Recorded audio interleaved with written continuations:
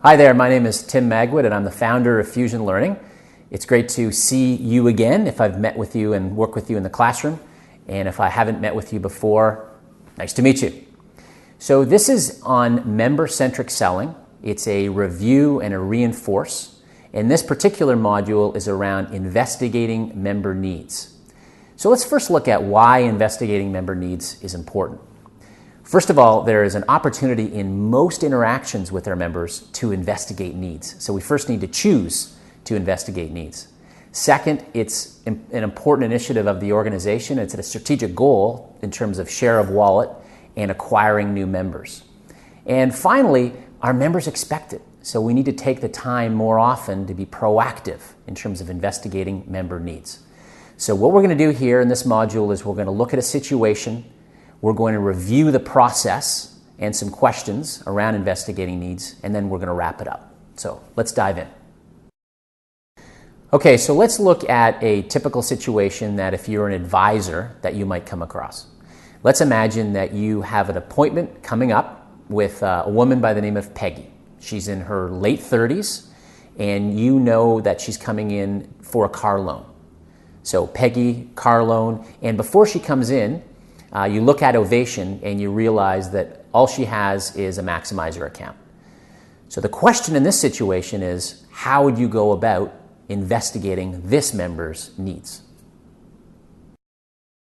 All right, so let's look at the process to investigate member needs. So there's current situation and challenges. So with Peggy, we want to understand her current situation: banking, mortgage, investments.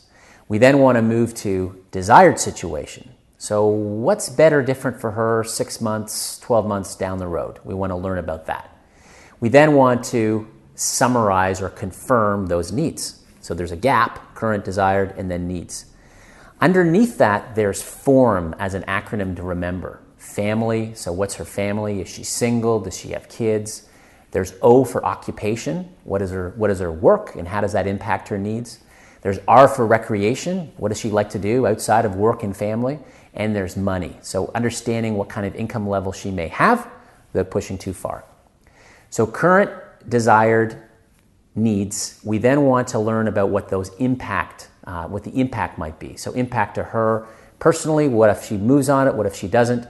And then we want to prioritize needs. So let's look at some specific questions or some thinking that goes against this process. So with Peggy, she's coming in with a car loan. I might start some questions around the current, around Meridian today. So what does she like about Meridian? I would thank her for her business. One thing that we can do better differently to better serve her. So once we've asked Peggy a few questions about Meridian and how well we're doing satisfying her needs today, let's imagine that we notice in Ovation that she's transferring out money monthly for investments to another institution. So we might start off the conversation something like, Peggy, I see that you're transferring out money monthly. If you don't mind me asking, whom are you using around investments? Get the conversation going. Get her talking. And then we might ask something like, how would you rate your overall satisfaction from 1 to 10, 10 being awesome? So we get her to actually pinpoint how satisfied she is. And then a great follow-up question to that might be, what's one thing that institution can do better differently to better service your needs? With that question, you're likely to get a couple of very interesting insights in terms of what they can do better differently, and that's going to open the door. So we learn about Meridian, maybe we talk about investments. I might also look at maybe and ask about mortgage, because in Peggy's case, through Ovation, I've learned that she just has a maximizer account. So if you don't mind me asking, where do you have your mortgage today? How happy are you? When does that mortgage come up for renewal? So in that case, maybe I learned that the mortgage comes up in a couple of years, and that's a lead I can put into our lead generation system, ACE. Might be 2 years out, but it's something to keep an eye on. And then I might maybe earn the right to ask a question, something along the lines of, what's one key personal goal that you have in the next 6 months? That's another thoughtful question, and I might learn something like, maybe she is doing a renovation to her kitchen and she really wants to get that done in the next year, year and a half. So you can see how Peggy, I've moved it from a car loan opportunity to, I have a sense of where she's investing her money today. I know where her mortgage is. I've asked her a little bit about her personal situation so I can confirm needs, those 3 or 4 or 5 needs. Then I move into the impact. So an impact question in this case might be something like, what would the impact to you be if that you were more satisfied, say an 8 out of 10 instead of a 6 out of 10, in where your money was managed? What would be the impact to you? Or I see that what's really important to you is that kitchen renovation that you'd really like to do in a year. Imagine that you get that done and you've been able to get financing that really meets your needs. What would the impact to you be? So you can feel how those impact needs really bring the engagement to the next level.